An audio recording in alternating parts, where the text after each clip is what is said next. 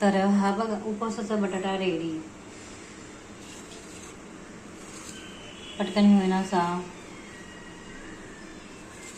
किती छान आहे बघा.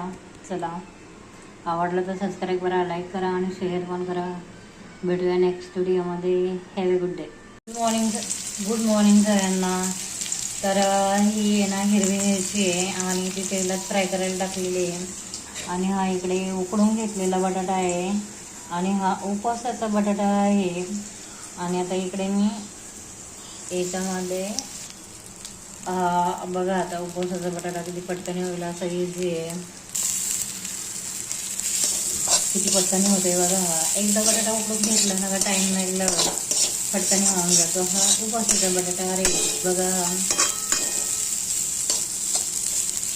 हलकासा गरम झाला का.